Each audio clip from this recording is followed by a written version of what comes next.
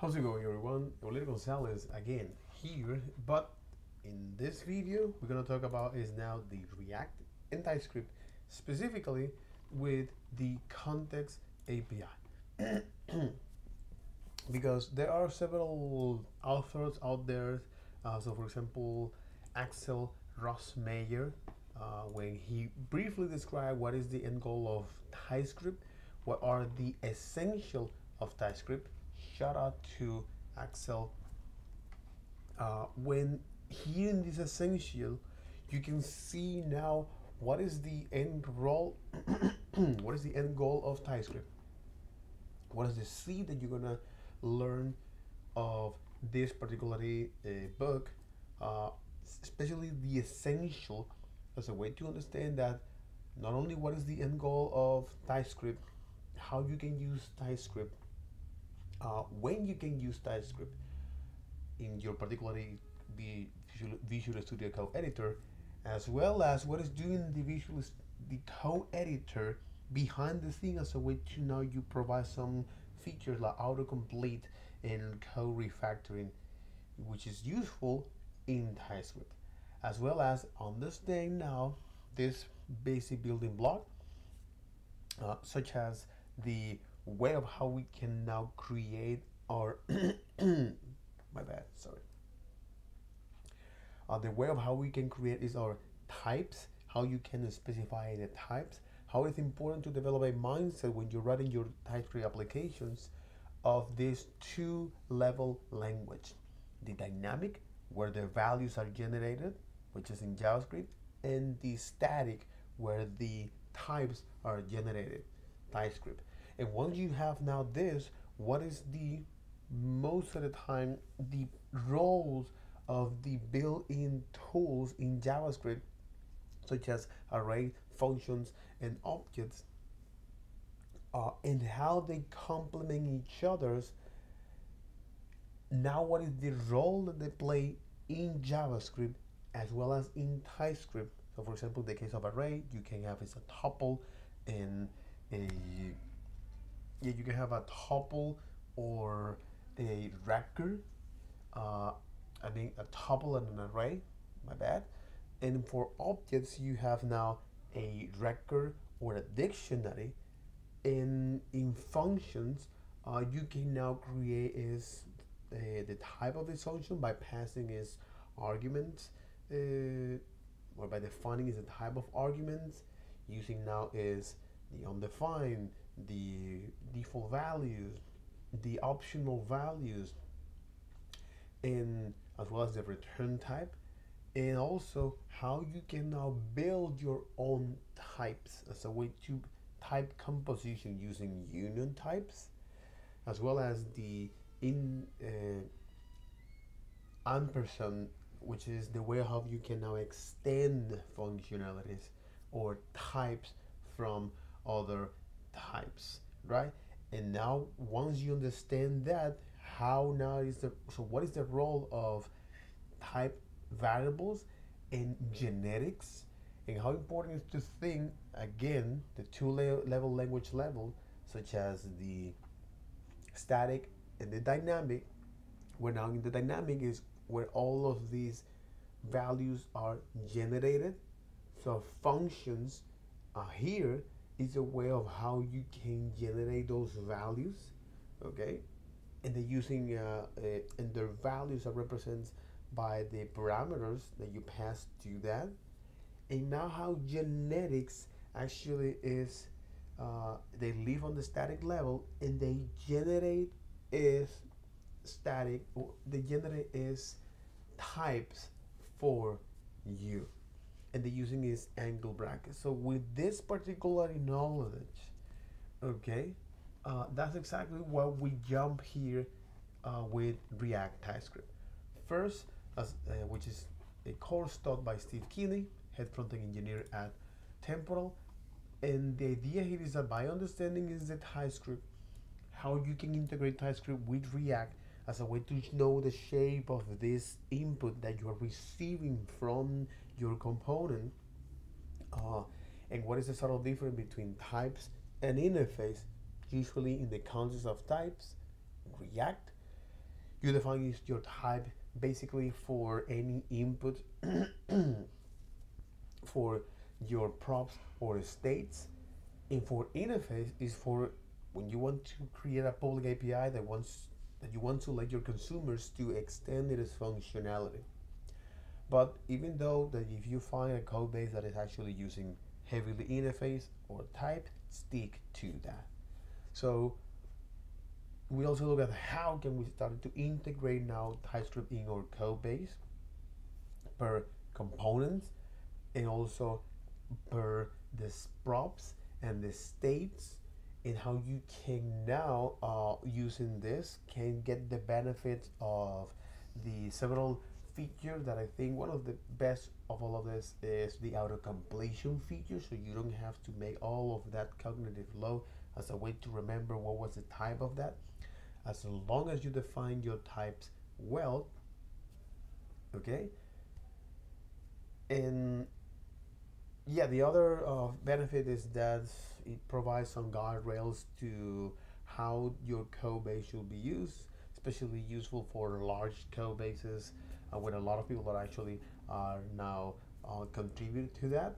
And last but not least, you can also add now get errors at build time, compilation time, rather than at runtime. So with that, after that we look at how can we starting to see when it comes to actually perform some network operations using an effect, for example, how you can now a lot of the time when you need to understand what is the particular shape of an HTML elements, how useful it is to start typing, even though that this is something wrong, but now follow the code hints and do some little introspection inside of that. So a lot of the time that's the quickest path. That's the quickest. A lot of the time that's the quickest way to pass to find your path for, right? So because of that, when we look at the way of how we can use that with APIs as a way to know the shape of his data using use effect, when we're going to also send some data in our forms, see how actually can use that by using an state and using a reducer, which is now typing in refactoring here. We look at how can we a lot of the time when we need to when a particular state needs to react to several inputs, whether it's computer or human inputs, and for computer it is fetching data from a server, rendering an image, or letting the browser rendering an image, or human inputs like typing, clicking, scrolling. So the more a particular state needs to react, no pun intended, to more inputs, the more likely is to be the more sense it'll be to use reducers, because now reducers, what it does behind the scenes is not only performance optimizations, but also is provide you a quickly way to make your state update logic maintainable, which is something that's what you want, especially if you are going to develop large applications, right? So on that particular topic, we look at how can we use now TypeScript with our reducers as a way to define is the types for the actions, for the state, the initial states, and what are the possible payloads or the possible type of actions that your reducer function should receive. And by using a switch case, you can actually get these autocomplete features. And I think this is something interesting and powerful, because a lot of the time that's what we want for that. So this is pretty much what we did there, and also we can be more wide, or for example we can also is now for the particular type of actions, we can define is which one of them we want to, followed by the payload. All right, and as we now use that inside of our reducers, we're gonna get this auto completion feature as it is. And something useful as well is use the template literal types, which is this is when you want to actually make sure that the data that you're getting from your server actually is what it is. Okay, so because a lot of the time when you do this kind of, or when you use now template literals, okay, you want actually is to satisfy that conditions. And this is something useful for JSON. So what is the expected JSON that I want to receive from the API? I am getting that the way it is. Again, this is something useful for doing this integration test. So now that we look at that and how can we use reducer for that, and most of the time our reducer is as a way to now pass down the state to distinct components. Okay, the reason of using now context API or looking at the context API is because sometimes you want is to hold now a particular state that want to be shared across distinct components. So you want to prevent these things called props drilling, which is now passing down your states as well as your setter functions to a lot of those components down the tree. You don't want to do that, because if any of those components actually is not present in the render tree, for example, you hide a particular component based on a user input, that ends problematic. So even though Context API has its own trade-off and own solutions, and that's what we're gonna do, right? So we want is to now abstract this particular state to a single file where all of these components that have access to this context, whenever that context value change, they're gonna be replicated to that. And we're gonna see what is the, perhaps also the performance downside of using that approach and how we can come up with that. So, Context API. Do that. Because what I'm gonna do is to take note from this particular course that is taught by Steve Keeney, okay, as a way to make a sense of what's going on here. So yeah, that's what we're gonna do, by the way. That seems good, right?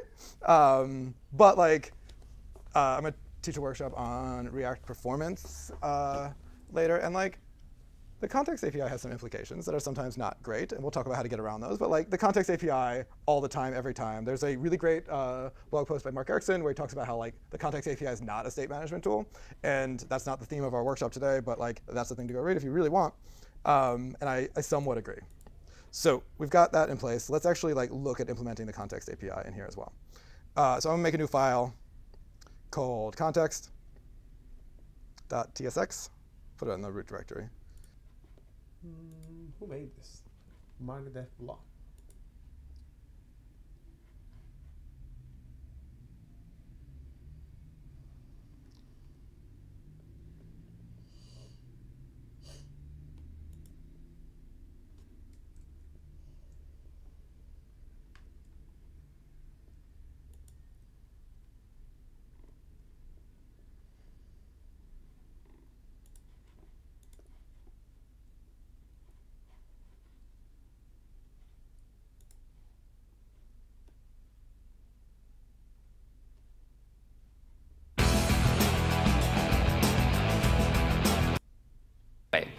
Well, historically, the Redux team has not actually spent really any time at all trying to encourage people to use Redux. In fact, if anything, we've actually spent most of our time telling people you shouldn't actually use Redux in this situation. And part of that is because Redux has been used in a lot of places it really shouldn't have been. So our goal as maintainers is not like we're trying to win market share. We just want Redux to be a very good tool so that if you choose to use it, it works well for you. But we still see a lot of questions about when does it make sense to use Redux. Now, quick questions out of curiosity. How many of you have ever used Redux in any form at all? Okay, basically the entire room, cool. How many of you have ever used the modern Redux toolkit package? Okay, somewhat fewer hands, that's concerning. And just out of curiosity, how many people here have never used Redux? Okay, like 10 people. All right, so what am I trying to do today? I am a big believer in understanding the history of tools, why were they created, and what problems were they trying to solve. So we're going to take a quick look at the history of Redux and the circumstances, actions and not events is because. Now, what this means is able to subscribe to specific pieces of data that your components need. But the big goal is making sure that it's easy to maintain code that updates state. As part of that, the history of dispatched actions should have meaning. You should be able to see the user did this, the user did that, and read through the history.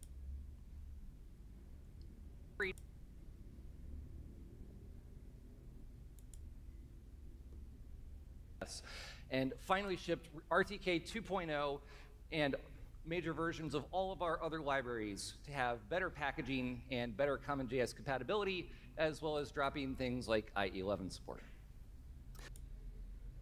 Implementation easier.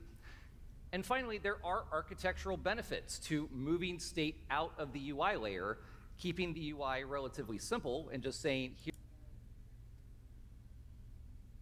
Redux dev tools make it easier to actually see what happened in the application. Text works very well. There's many other state management libraries like Jotai and Zustand and Signal. Problem. We teach this as the default way to fetch data with Redux today. So you don't have to write funcs and reducers and sagas and all this other code just to fetch some data from the server. You say, here's an endpoint, here's the URL, you get a hook that you just call in your component, and it does all that work for you. We've shifted away from the original React Redux Connect API to hooks. Today, React wants you to use function components and hooks. We're going along with that. Hooks are easier to use than the Connect API. It works better with TypeScript. It's a much simpler usage pattern. And so use your UI through React testing library and MSW and test your Redux code that way. Now, everything has trade-offs. As a senior developer, this is like my favorite word of all time, trade-offs. And there are good points and bad points with every tool. Nothing is perfect. And as Dan Abramov said early on, Redux is designed to answer the question, where did a piece of state come from and why did it change? It's not designed to be the single fastest way to run the app. It's not going to be the single shortest way to write the code, but it does make things very predictable. So what are some of the trade-offs of Redux? With Flux, you have this indirection. You dispatch an action instead of just saying state.value equals 1, 2, 3. This means there's a little more code. You have to go back and forth between the UI component and the reducer. Now, this can be a good thing. It means your UI is simpler. It means you can look in one place for the reducer logic. This is easier to scale as the application grows, but it does mean that you have to understand that some things happen here and some things happen over there. Similarly, a single store is great for having one place to look for the data. You know where the reducer logic is. You can see it in the dev tools. You can have additional logic based on the action.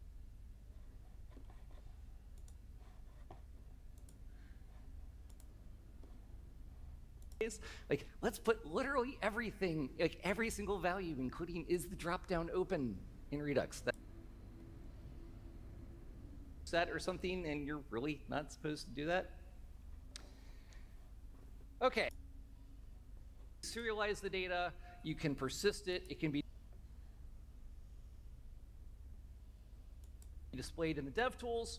Sometimes it means that, well, I really wish I could put a date into my Redux store or use a set or something, and you're really not supposed to do that? Okay, so the title of the talk is Why You Should Use Redux Today. I lied. In a lot of ways, I'm too reasonable to actually do the full sales pitch. Like, we just talked about trade-offs. It's kind of hard to say you should unambiguously use Redux when I just listed all these things that aren't perfect about it. And honestly, there's a lot of dev tools are understand it, it's well documented. Like, this is a valid reason to choose a tool. It's stable, you understand what it's there. It currently has slightly better update performance than React Context. Now, the upcoming React compiler, RTK query data fetching layer, which makes it very simple and straightforward to say, here's the endpoints, give me a hook, fetch the data. Finally, it works great with TypeScript. Here's the endpoints, give me a hook, fetch inference, so you just say, here's the type of my state, here's the type of my action, and it works. And even using Redux with a good argument, we use client-side state. We shortcut it by saying, I've seen that question so many times that a couple of years ago, I wrote a blog post entitled, Why React Context is Not a State Management Tool and Why It Does Not Replace Redux. Now, the slightly longer version of that is that, yes, use reducer plus use context look very similar to Redux, and they do have some similar usage patterns. There are significant differences. You know, Redux keeps the state outside of the React component tree, and as I just mentioned, there are currently keeps the state outside of the Redux. There are significant differences. You know, Redux keeps the state outside of the React component tree, and as I just mentioned, there are currently rendering differences in how many components will re-render when you put a new value in context versus having a new value in the Redux store. So if you haven't seen that blog post, please check it out. If you search for like Redux versus context differences, it should be to decide whether something should end up in a centralized store or not. The biggest one is about how many components in the application are probably going to need access to the state. How long does the state need to live? Like, will the state need to live longer than some of the components in the tree? How often does it get updated? Will I have benefits of seeing the actions being dispatched to understand what the user did? Will it really be helpful to see the state in the Redux dev tools? There's no single hard and fast rule. Like I said, you can literally put the Nice. Moving to micro frontends. Okay. In a micro frontends setup, using module federation, how heavy? Sorry, I'll start that again. Use the right intonation. In a micro frontend setup using module federation, how heavy is it to dynamically inject reducers of the micro apps into the shared global store? Okay, so one of the potential advantages of Redux, and this is an example of moving state out of the component tree, is that it is entirely possible to pass the same Redux store instance to every separate React tree in different parts of an application, and they'll all see the same state. We did add an API in Redux Toolkit 2.0 that is designed to help with dynamically injecting reducers into the store. It's an API called Combine Slices, and it actually makes it easier to inject reducers than some of the older handwritten patterns as well. Nice. Thank you. Put literally anything in Redux, and unfortunately people have at different times, but if we, like, especially with server state, you know, like if you choose to use a tool like React Query to manage your fetching and caching server state, all that's left is a smaller piece of client state at that point, and you probably don't. That's a very interesting.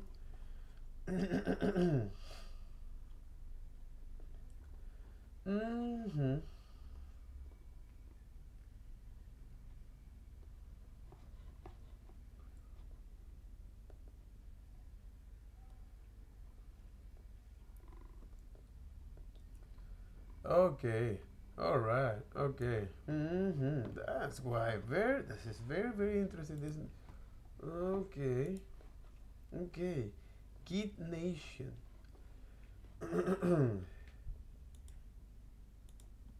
Git Nation. Mm-hmm.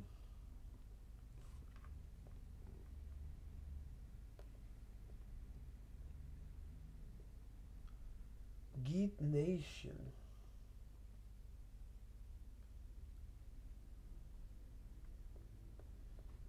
That's very, very interesting, man. Git Nation.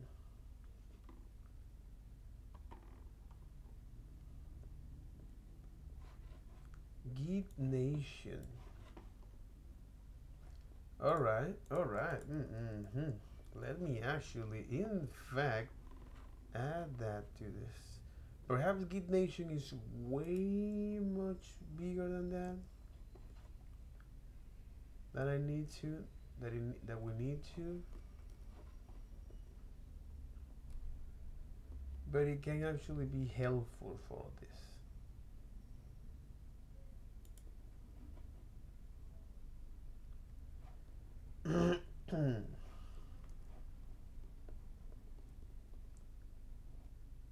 Okay.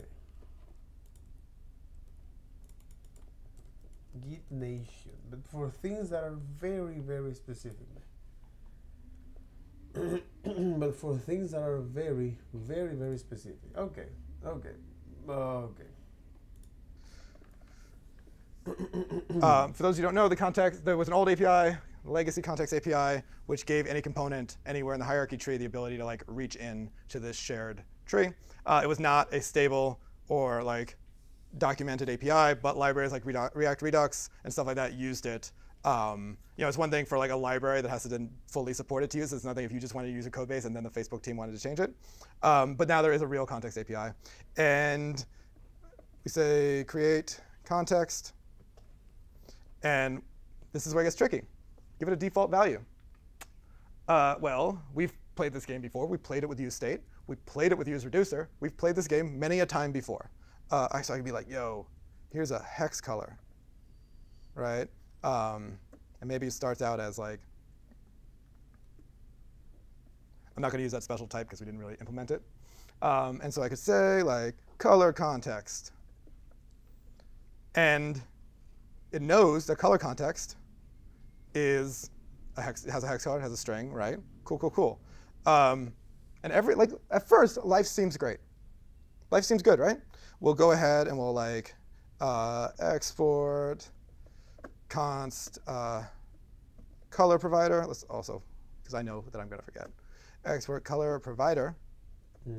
And that's going to need children, but we know how to deal with that. We'll deal with that in a second.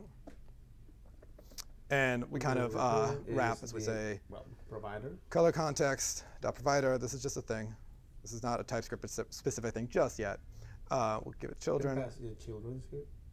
We'll say that this is props with children, but then we need to actually pass is the children here. Declare that as well.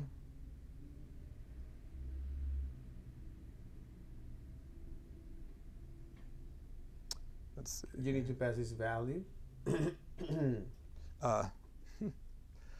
Sometimes you make the same mistake so often that when you see it, you're like, I don't even need to read the error message because I do that all the time.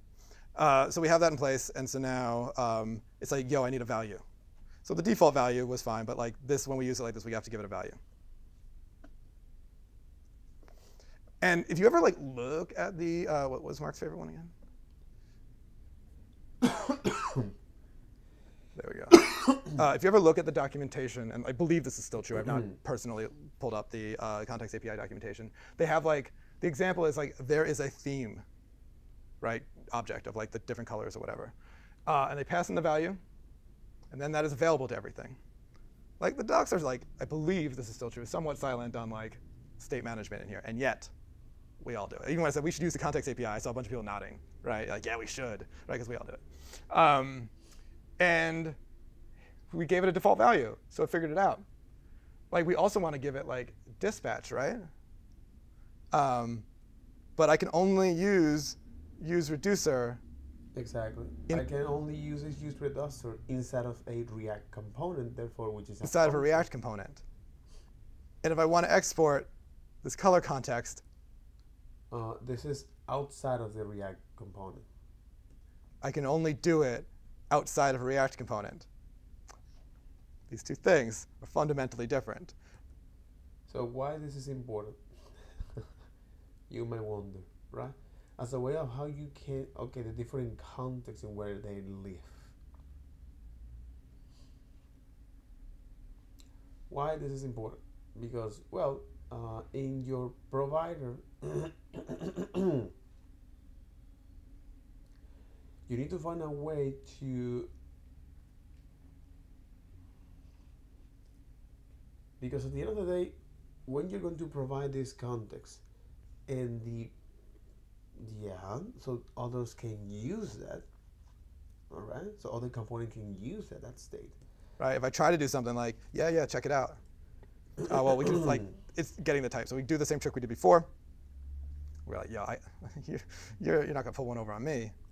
Hex color is a string.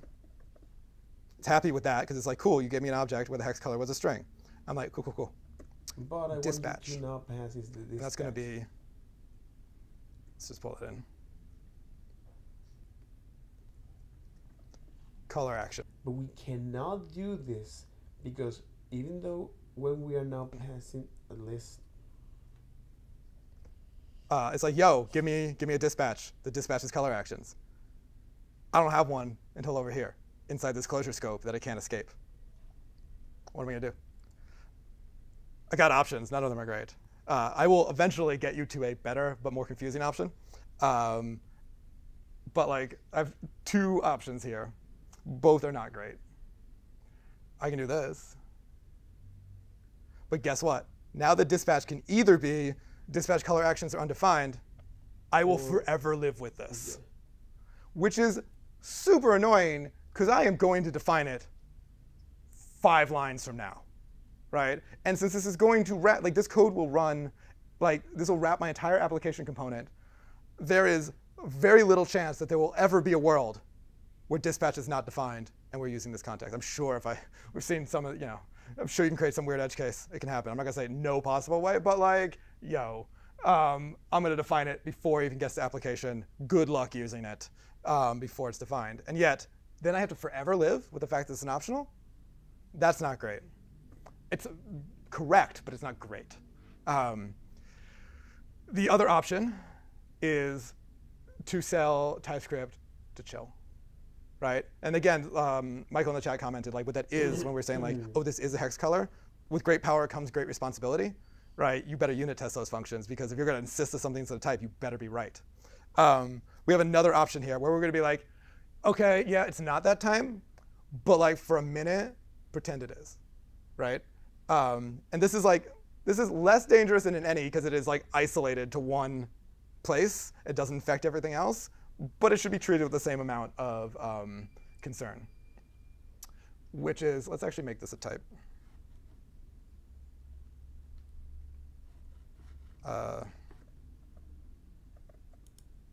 Just trying to make sure I didn't pick one that was already taken. I don't love that name, but it's good enough. And it's like, well, that's not the right type. But like, pretend it is, right? And that will work. And now if you feel bad about this, I will say 2 things to you. Valid. The second thing I will say to you is let's look at literally what Create React does to bootstrap your entire app.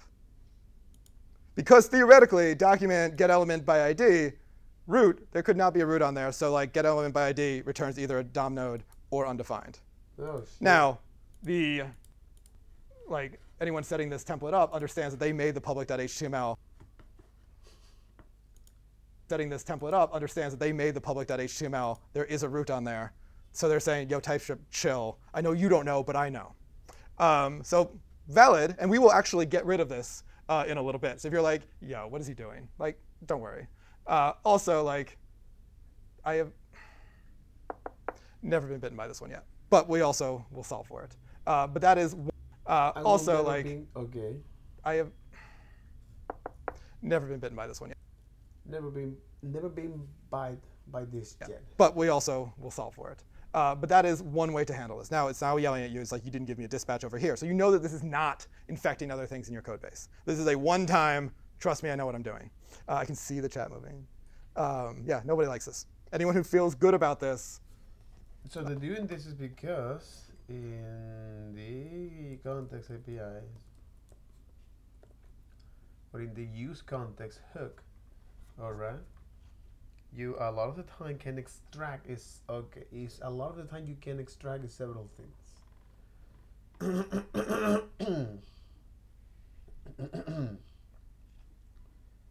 So you can extract is that data, or you can use extract is the dispatch.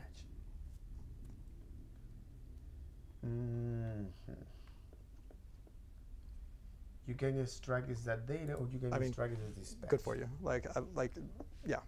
But yeah, I agree, and we'll look at another way that is a little bit more complicated, but also kind of like solves for this problem. But it's a chicken and the egg scenario, and something we kind of have to deal with.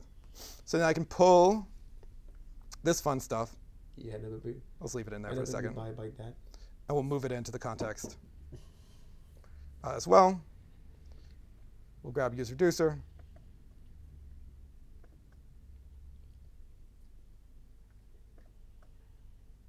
Oh, and here we just need to pass in that dispatch as well.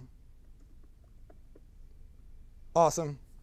The problem with this approach is that if the hex color reference change, which is in static, most of the time it won't change in this case, or the dispatch function reference change, which it will because it renders these components, and the reference of this dispatch is not always the same because you're calling this function and you are now generating is this state, the new state, and the dispatch with a new point of reference,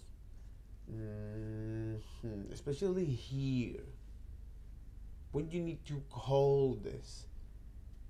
And this context API will be called whenever their value change, and whenever their value change is because someone actually update that state using is this.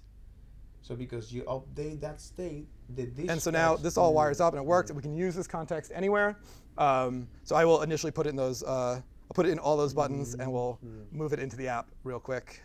We don't want to hard code in that anymore, so we'll pull the one from state. Cool. And here we'll say, notice I forgot to wrap my index.tsx in this, so somebody hold me accountable to that in a moment before I get confused why nothing's working. So color context.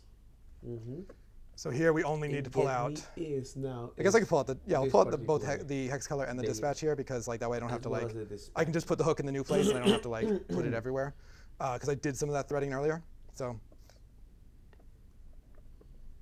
that just limiting the amount of refactoring I have to do at this moment. Remember that at the end of the day, context is not to be used as a state management. That's what happened. Cool, so we've got all that in place. I'm just going to validate that I have not broken anything before I go remember, someone has to keep me accountable. I'll put in index.tsx. We do need to wrap our application in this. What did I name it? Color context, color provider. Color provider. Color provider. Awesome. And so now let's validate that it works. Cool. So now wiring up the rest of these buttons, or even honestly these input fields, should be a lot easier at this point. And so let's do that for the color buttons, color swatch buttons. Color change swatch. So that had the on click. We'll say if nobody gave you one, we'll use the one that I just wrote. Really, in this case, all we care about is dispatch. Use context with color context. All right, let's go to now change to another. You know what? Let's This is the warm. let's get rid of this. I'll do one little refactor. It's easier than putting a weird conditional in there. So on here, in this case, what we'll do is we'll say Bounding dispatch. border, Again, love to see it. item package list. Every time it makes me happy. Every time.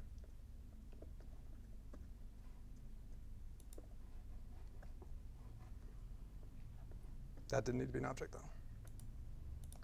Awesome. So now, theoretically, I think it's this. If I say npm all these work star, throughout the code. there you got it. All right. Oh. There you go. Exactly. I lost it. One of them had a name.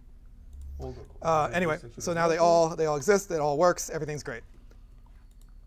And so the cool part, you can also do some interesting things like give yourself custom hooks. Now, to test those functions.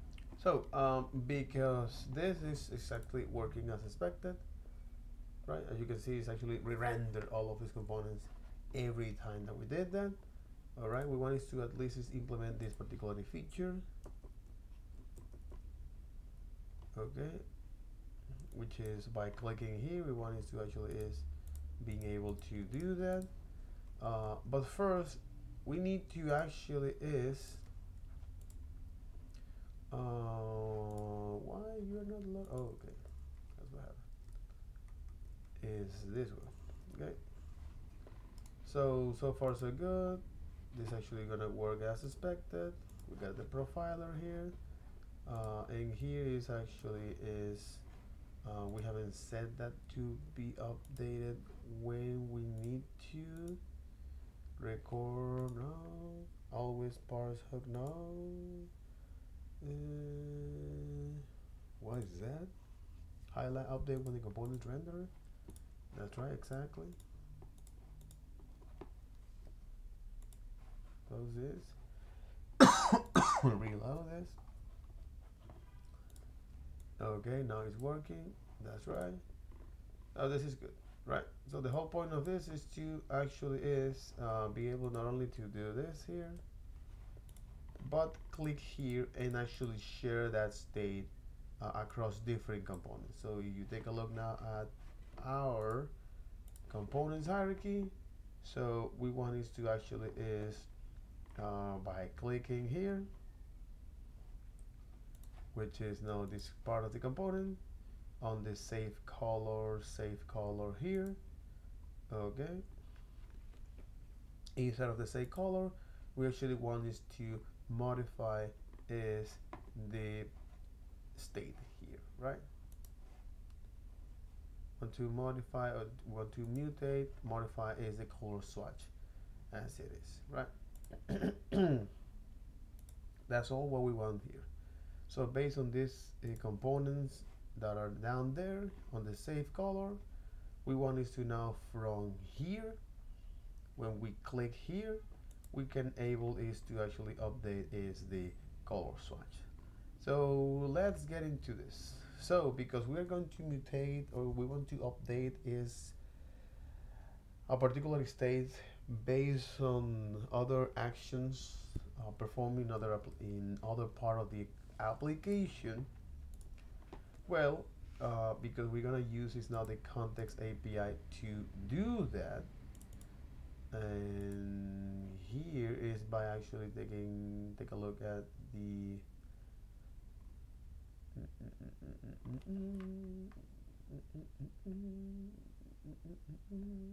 where is it?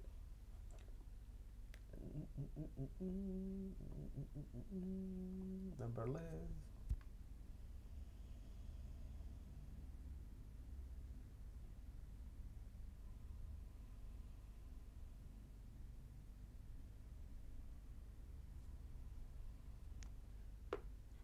Warman is this one. Okay, so now that we are in this particular code, this is getting expense, but I don't think it is here, by the way. In fact, is okay, is color, by the way. Exactly, so we need to find is color like that. That's right. We take a look now at the colors. That's right, as a way to make it much more visible. I'm just gonna do this. Okay, so far we have actually defined is all of our types for the dosers. And here we're going to define is our context, right? So when can we do that? Glad you ask.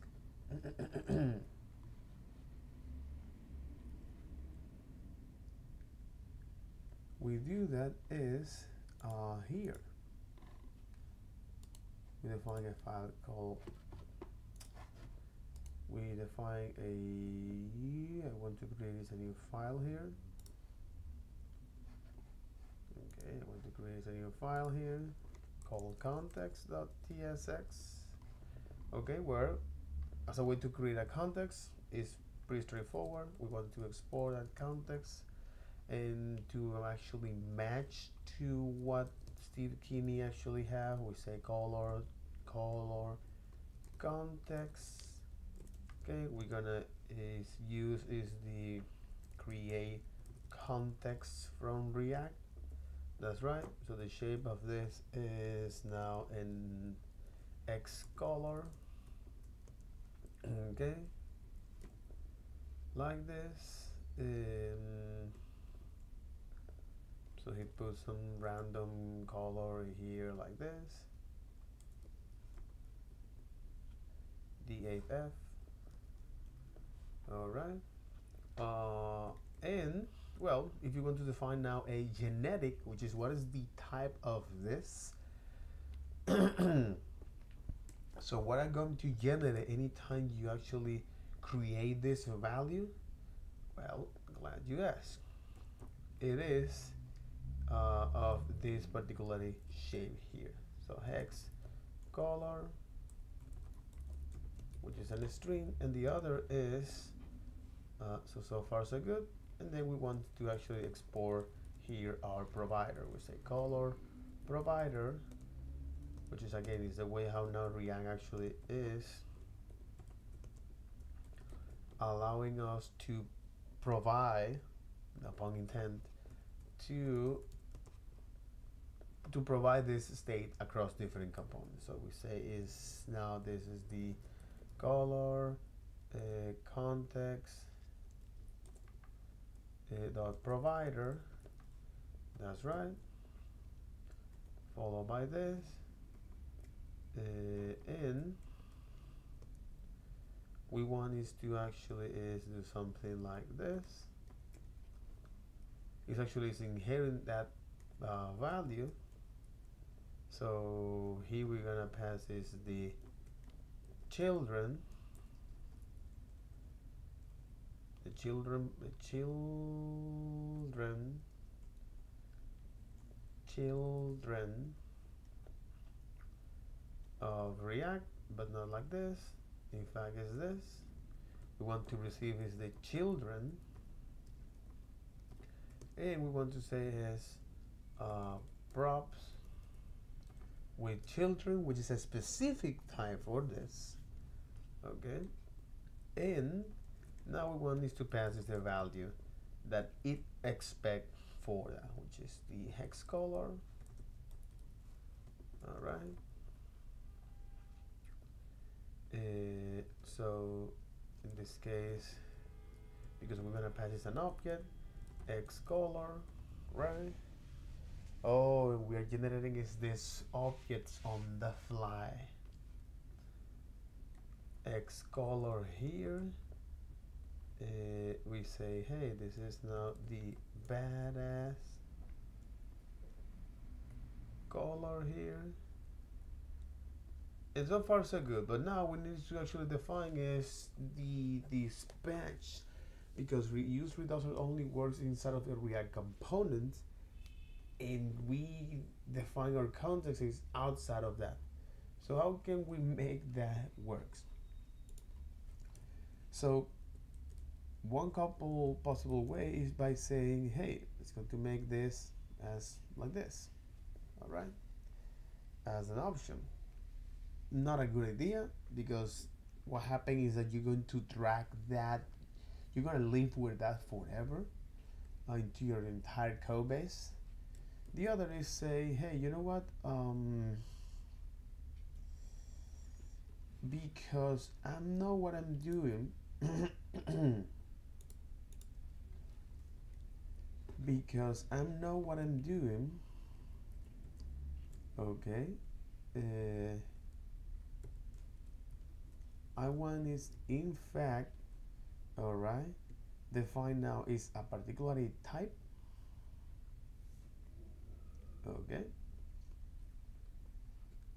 so for example, type in this case is type type color context state. So color context state. Okay, and this will contain is now the hex color. All right, that will be a string, and the dispatch. No, and the dispatch. All right, that of course now I want you to import that dispatch from React of the color actions, which is color actions. Or actions color, actions color. No, we don't have that. I don't believe you. Adjust color actions. We call this color actions. Okay, adjust color action.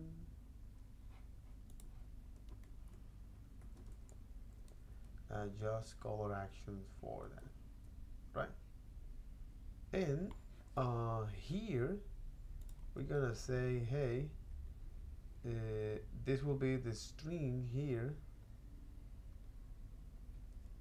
Okay, so I want you to make this as the color context state.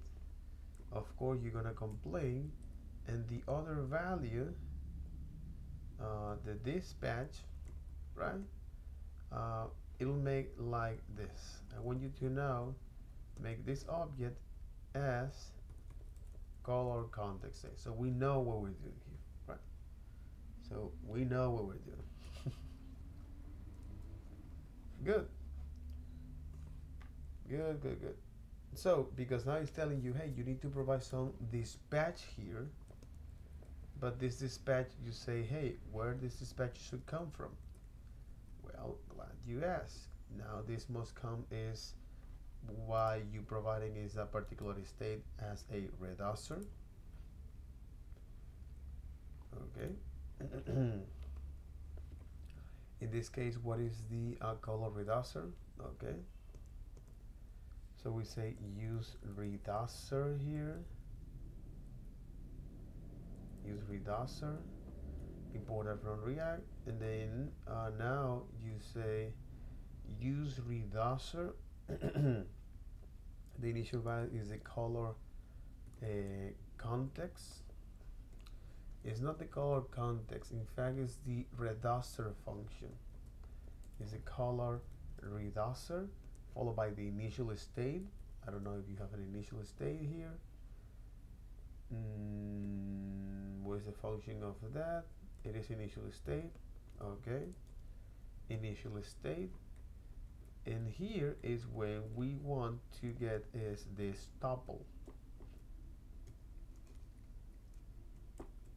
Exactly, this tuple, which is now the state and the dispatch, right? So, well, I want you to now is get that state here. See, we can actually do something like this. Say, hey, get me is the X color. There you got it. You say, no, you can do that. To me, it's like, okay, no problem.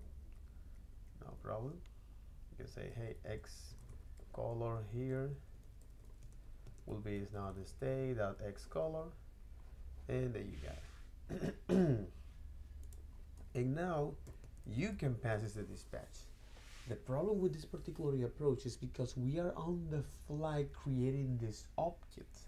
Anytime we are creating this object on the fly, we are essentially creating is a new reference in memory. what happened is that you are going to actually get all of those components that are using that context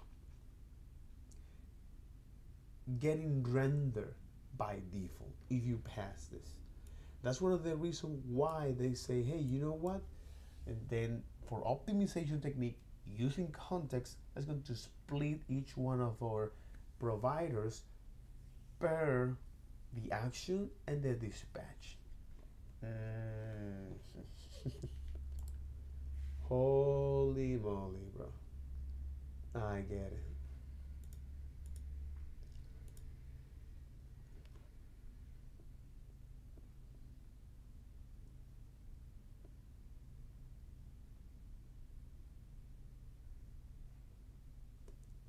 Okay, so and doing that now, so let's go into our the entry point, which is the provider. In this case, it's color provider, right? Followed by this. All right, and then in our application, what we're doing is just to replace this here, the X color, which is something you can do with the dispatch. All right, with our, instead of our use reducer, we're gonna say it with our use context of the color context, right? So because now the way how we are getting this data is like this, okay, X color and the dispatch, but here we're not getting is this as a tuple, we're getting this as an object, okay?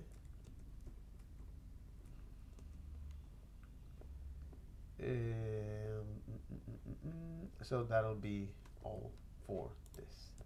So once we run this, say npm,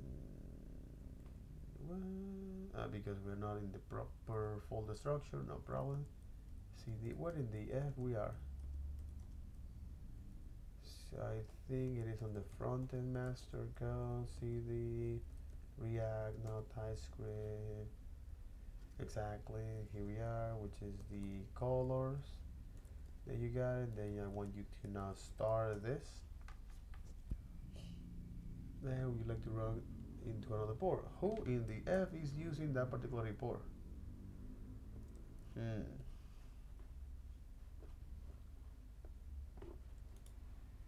think it's the color swatch. Okay. Now I want you to run that and use the particularly hook there. That's right. It thinks that something was broken. Let me take a look here. Yeah, as expected, something is broke. You say, hey, invalid color string. Oh.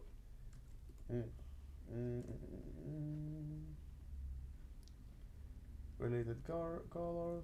That's quite interesting. I think I already solved that particular problem.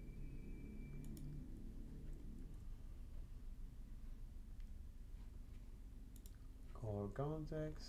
When you're passing that in the use reducer color reducer and the initial state. Oh, of course. There you got it. Now it'll work as expected, right? No, it's a hey, invalid color.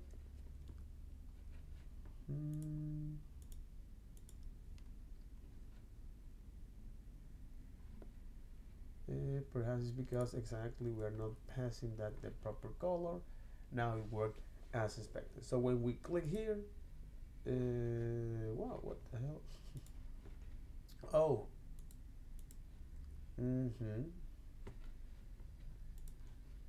Is because it seems that we haven't is we use a context here for calling context. We are returning is this X color and the dispatch. All right.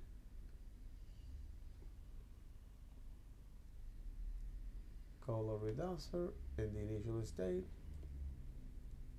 So we're passing those functions as a reference.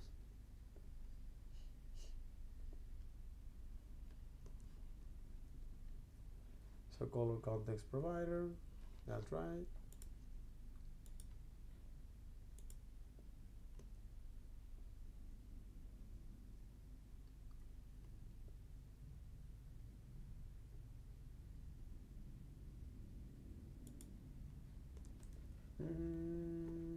Did I save that?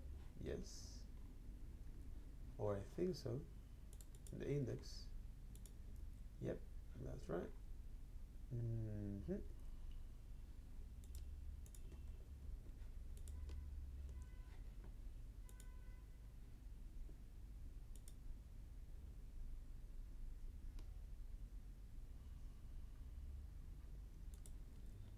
In this case, it doesn't work as expected.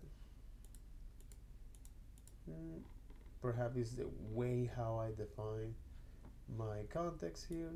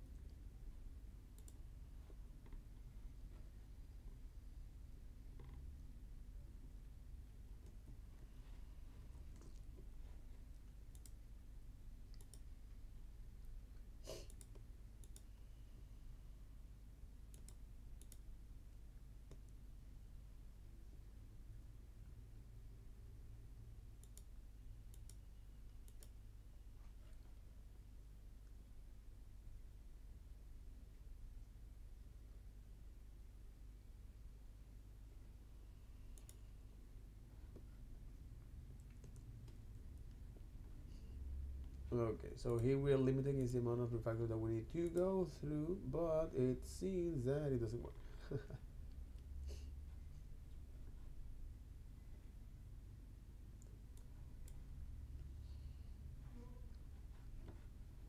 On the context line, why is that?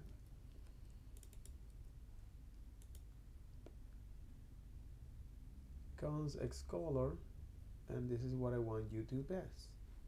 And for some reason it's not detecting that, huh?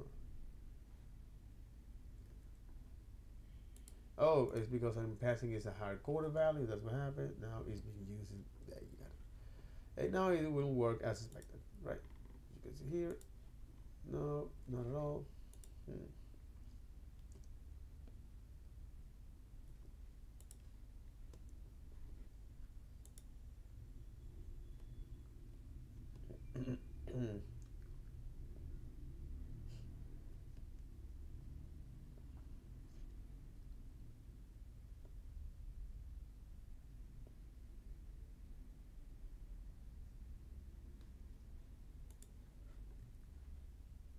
Yep, I want to pull is the one that is from the state.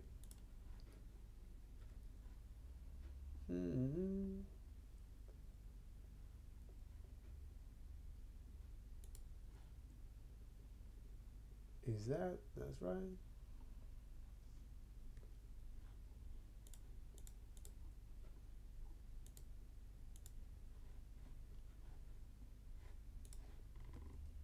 That's quite interesting.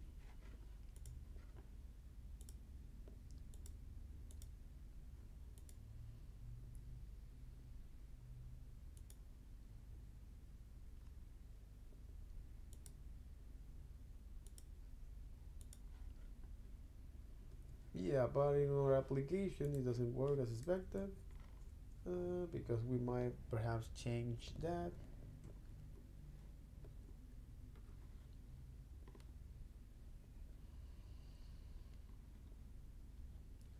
This is on the color picker and this is on the dispatch function here.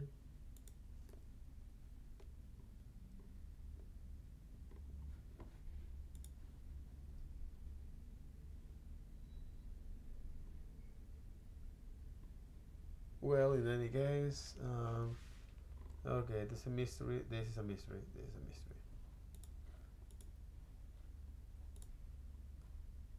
Do I know?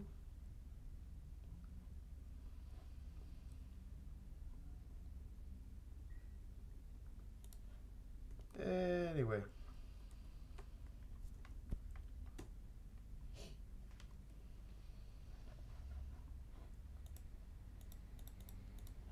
Well, doesn't work as expected.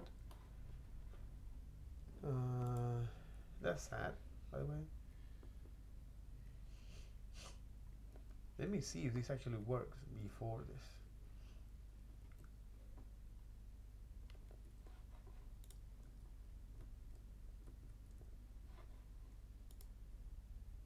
No.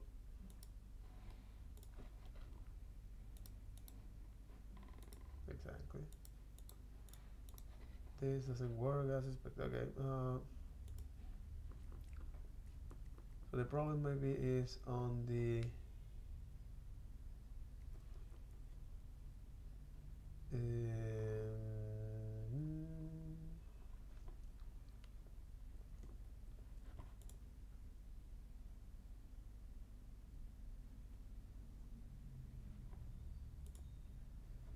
exactly, because we need to also pass the dispatch to down there. Even though the safe color say, hey, I don't receive is that safe color. No, yeah, you do. See if the dispatch.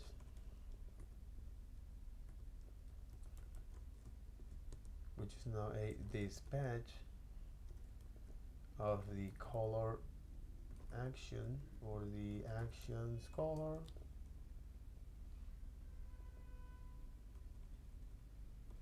So color actions or adjust color actions there. That's right. Here you're gonna receive is your dispatch for this.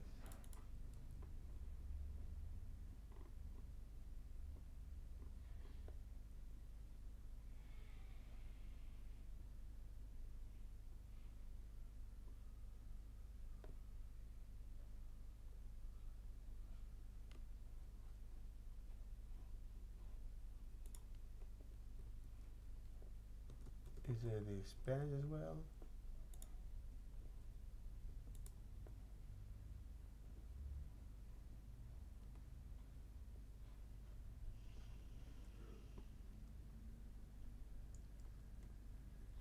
Whoa, that was a lot of refactoring here.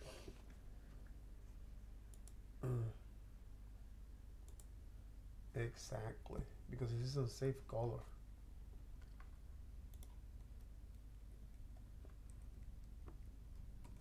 This is dispatch. Where on this dispatch we're gonna receive is the dispatch from React. That'll be is a generic type of the action or color action.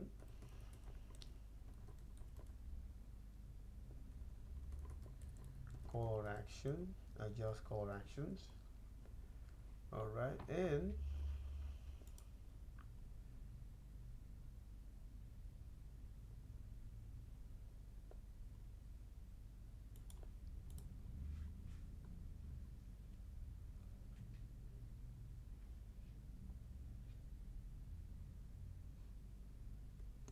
yep.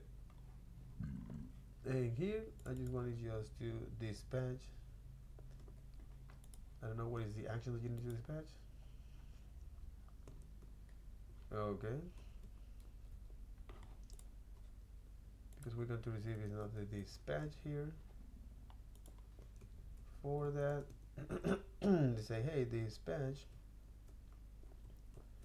here with the value of the type. And he say, hey, you want to know what is the value, the recommended value here?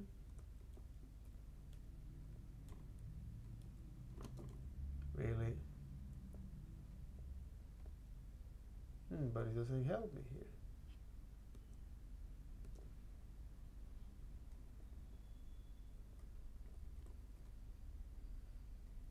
Why you're not helping me here?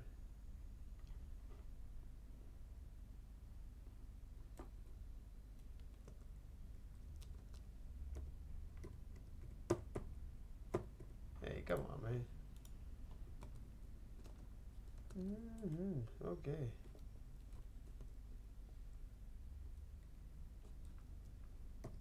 Jesus.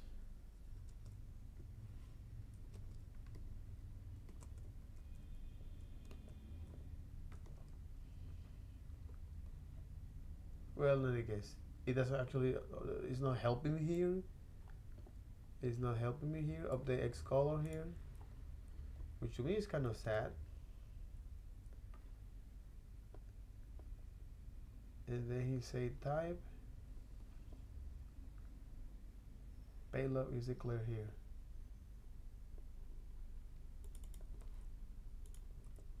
Say payload.